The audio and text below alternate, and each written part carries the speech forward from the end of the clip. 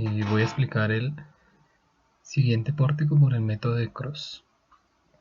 Entonces, para el siguiente pórtico tenemos 6 elementos. Tenemos AE, AB, BF, BC, CG y CD, con una fuerza distribuida en el elemento AB de 10 kN metro, una fuerza distribuida triangular de 20 kN y una fuerza puntual en el elemento CG de 30 kN a una distancia de 2 metros, con un asentamiento de 5 milímetros. El EI para el pórtico va a ser constante, el módulo de elasticidad va a ser de 20.000 megapascales, una sección de columna de 0.5 por 0.5 metros, una sección de viga de 0.4 por 0.4 metros. Para realizar este pórtico por el método de Cross, se va a tener que dividir en dos pórticos. Un pórtico para que va a tener solamente las cargas, las fuerzas externas, y otro pórtico que va a incluir el asentamiento, pero este que incluye el asentamiento va sin cargas. Entonces procederemos a realizar el pórtico 1. Se calcula entonces la inercia de la columna con la fórmula de base por altura al cubo sobre 12, que nos da este resultado. Procedemos a calcular el EI de la columna, que sería multiplicar la inercia por el módulo de elasticidad en kilopascales, y nos da este valor de 312.500 tercios. Igual se hace para la viga. Se calcula la inercia de la viga y después el EI multiplicándolo por el módulo de elasticidad, dándonos 128.000 tercios. Después calculamos la rigidez de cada uno de los elementos con la fórmula de 4EI sobre L. Entonces, para cada elemento vamos a calcular la rigidez. Aquí calculamos los factores de distribución los factores de distribución para los momentos que llegan a los nodos. Entonces, en el nodo A tenemos dos elementos, y pues para ellos vamos a calcular la distribución de los momentos con la fórmula de K, que es la rigidez, sobre la sumatoria de las rigideces que actúan sobre la sumatoria de las rigideces de los elementos que actúan sobre ese nodo. Entonces, para el nodo A tendríamos el elemento de AE y de AAB, y calculamos esos factores de distribución. Para el nodo B llegarían 3 elementos que serían BA, BF y BC. Entonces aquí tendríamos la rigidez del elemento AB sobre la sumatoria de esas 3 rigideces. Igual ocurre para el nodo C. Para los elementos que tienen apoyos, entonces para un apoyo de empotramiento el factor de distribución es 0, debido a que como no permiten el movimiento ni permiten el giro, entonces tampoco van a permitir la redistribución de los momentos. Para un apoyo simple, el factor de distribución es igual a 1, debido a que ellos sí permiten la redistribución total de los momentos.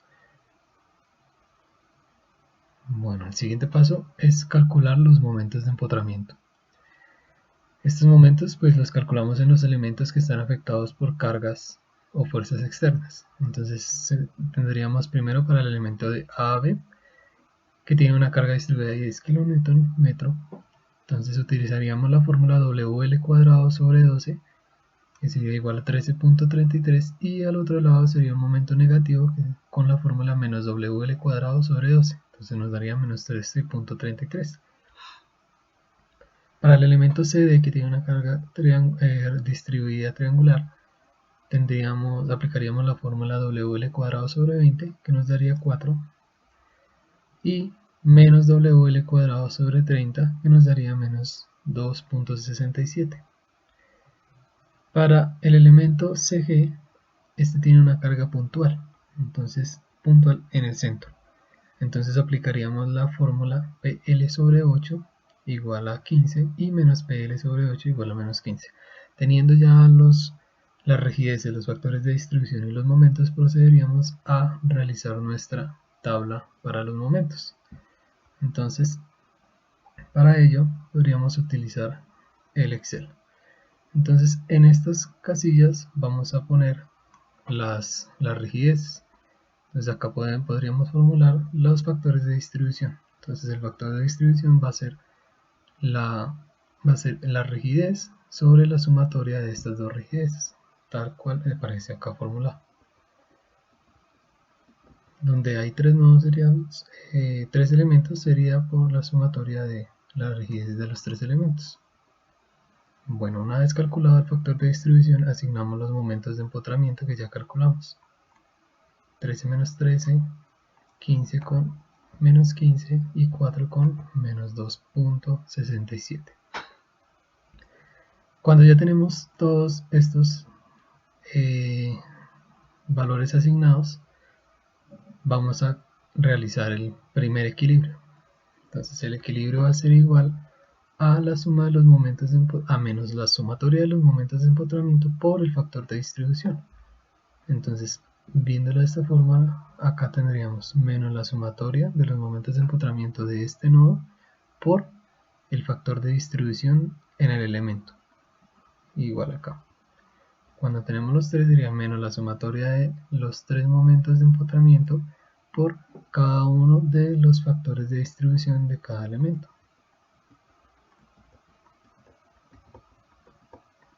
Listo, este sería nuestro primer equilibrio. Vamos ahora a realizar la transición. ¿Qué es la transición? Es qué porcentaje de este equilibrio se va a ir para este elemento. Entonces aquí va a ser siempre la mitad. Entonces dividimos el equilibrio en dos para distribuirlo, igual acá.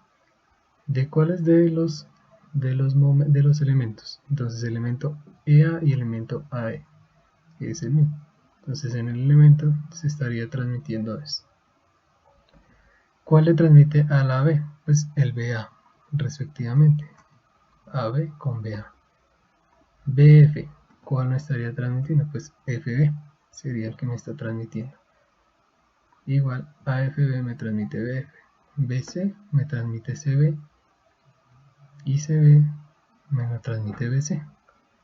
CG me transmite GC. Y CG y GC me va a transmitir, y CG me va a transmitir a CG, CD y DC. Listo, tenemos estas dos columnas, estas dos filas, las vamos a copiar, a hacer 7 equilibrios. A tener el séptimo equilibrio, vamos a hacer la sumatoria desde el momento de empotramiento hasta el equilibrio número 7. Esto nos va a dar nuestros momentos del primer pórtico para el cross.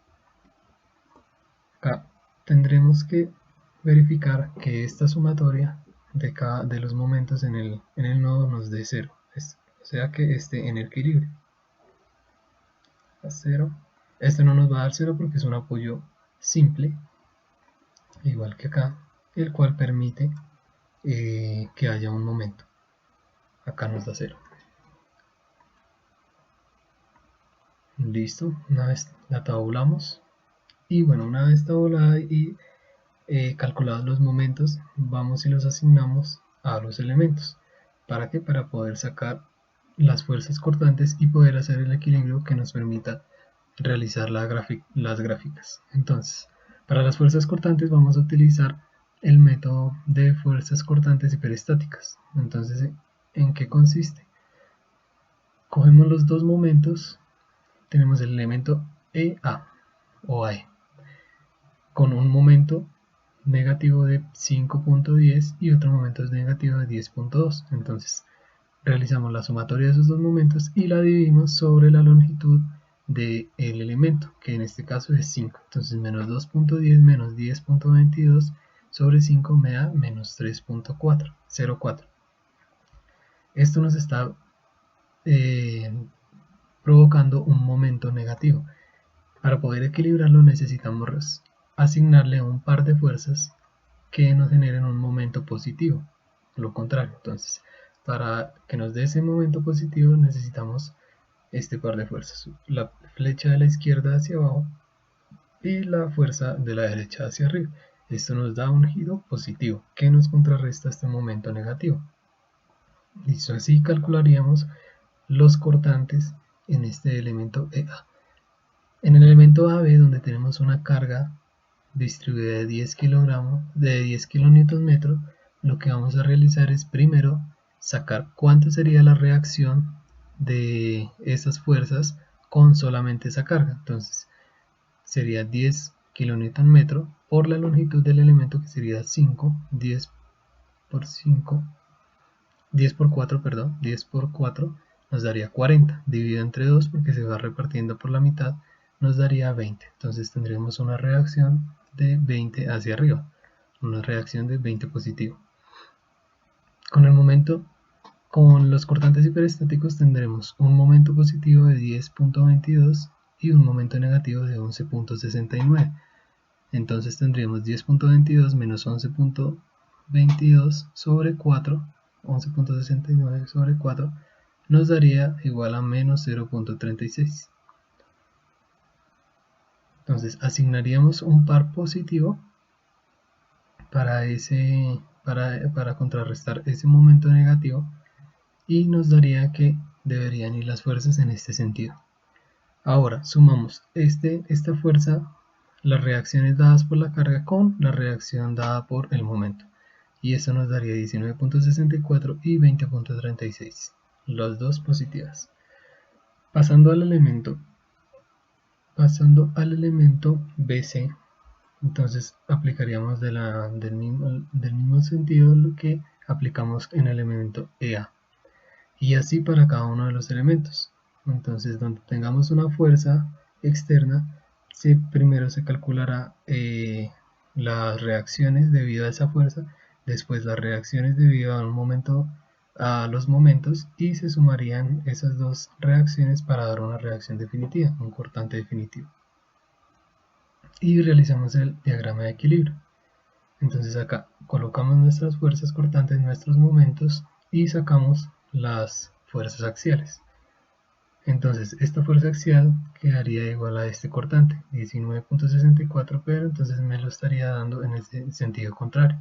Este axial de la viga sería 3.064 debido a este cortante que está generando esta columna. Entonces este axial y este axial deberían ser igual. Aquí sacaríamos el axial de la columna, que sería igual a este cortante, a la sumatoria de estos dos cortantes.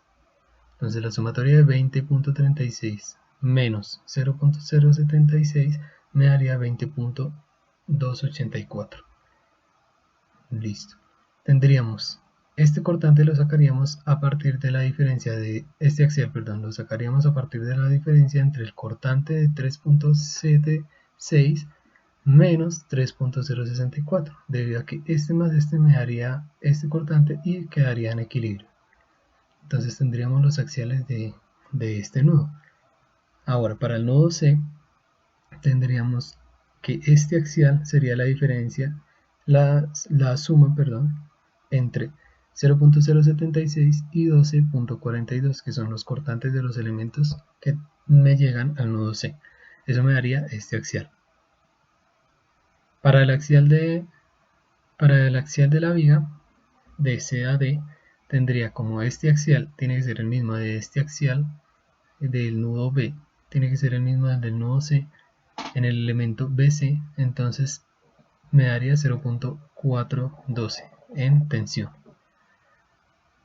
Listo. Entonces, ahora sí, la sumatoria de este axial con este cortante me tiene que dar el axial de la viga CD en el sentido opuesto, debido a que si yo sumo estos tres me tiene que dar 0 para que esté la estructura en equilibrio, y este axial sería lo opuesto en el nudo D, igual que acá e igual que acá.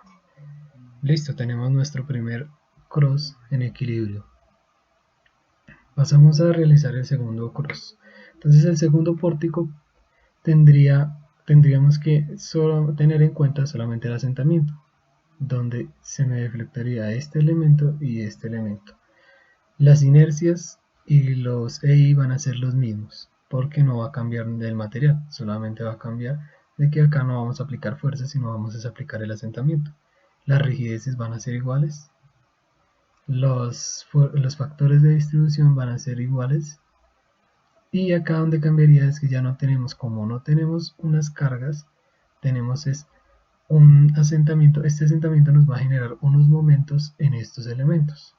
Entonces esos momentos son los que tenemos que calcular ahora. Cuando se asienta de esta manera, este asentamiento me va a producir un momento positivo en el elemento AB y un momento negativo en el elemento BC. Entonces tendríamos la ecuación para ese momento por desplazamiento sería 6EI delta tomándolo como el asentamiento, sobre L cuadrado. Entonces quedaría el 6EI por delta, que delta sería 0.005 metros, debido a que son 5 milímetros. Entonces me estaría dando 80 para el elemento en el nodo AB y en el nodo BA. Y para el BC y el CB este me estaría generando el momento negativo, entonces sería menos 6EI delta sobre L cuadrado, que sería menos 35.56. Los demás momentos van a ser igual a 0 porque ningún elemento más se está afectando por ese asentamiento. Entonces no habría mayor momento, solamente en A, en B y en C. Listo. Una vez teniendo estos momentos, volvemos a graficar y realizamos la misma operación que en el primer cross. Entonces graficamos el K y el K de la rigidez y el FD nunca van a cambiar porque son los mismos materiales y los mismos elementos. Entonces acá solamente variamos el momento, ya no empotramiento, sino el momento por el asentamiento que tenemos. Entonces tenemos los dos nodos que se van a asentar y acá. Entonces AB, BA, BC y CB. Y calculamos nuestros momentos por el segundo cross de la misma manera que lo hicimos en el primer cross. ¿Qué vamos a hacer? Entonces vamos a calcular de nuevo las fuerzas cortantes que nos están dando por esos momentos de este segundo cross. Entonces utilizamos el mismo método de fuerzas cortantes hiperestáticas para cada uno de los elementos. Calculamos nuestras reacciones, nuestros cortantes y realizamos el equilibrio. Volvemos a sacar las nuevas fuerzas axiales de la misma manera que en el anterior. Entonces este cortante pasaría a ser mi fuerza axial para este elemento. El cortante del elemento AB pasaría a ser mi fuerza axial para esta viga. Entonces mi fuerza axial acá tiene que ser la misma acá. Y este cortante más este cortante pasaría a ser mi fuerza axial de 40.59 acá en la columna BF.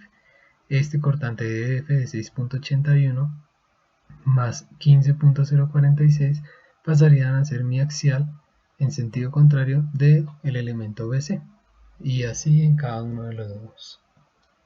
Teniendo este equilibrio, ya podemos realizar el cálculo del pórtico completo. Entonces, cogemos este equilibrio del pórtico 1 y a cada momento, a cada fuerza axial y a cada fuerza cortante le vamos a sumar las fuerzas y los momentos del segundo pórtico. Entonces tenemos las fuerzas axiales, los momentos y las fuerzas cortantes del primer pórtico, del elemento EA calculado con el primer pórtico, más las fuerzas, los momentos del elemento EA calculado con el segundo pórtico. Y tenemos este resultado para cada una de los elementos. Entonces tenemos elemento de A, AB, BC, FB, CD y CG. Y armamos nuestro pórtico resultante. Entonces estos ya van a ser los momentos, las fuerzas axiales y las fuerzas cortantes reales. Ya con esto podemos graficar. Realizamos nuestro diagrama de fuerzas axiales. Entonces tenemos que el elemento AE está a compresión, el elemento AB también está a compresión, el elemento BF está a tensión, el elemento BC a compresión, el elemento CG a compresión y el elemento CD a compresión también. Este es el pórtico calculado con el programa FTool, el diagrama de fuerzas axiales, que da similar. Tenemos las fuerzas cortantes, entonces tendríamos nuestros cortantes por este lado y el cortante calculado con el programa de FTool queda similar al calculado por nuestro método de cross. Y por último tendríamos el diagrama del momento. Entonces me estaría generando estos momentos debido a las fuerzas y el asentamiento del pórtico. Y acá está calculado con el programa de FTool que nos da prácticamente similar.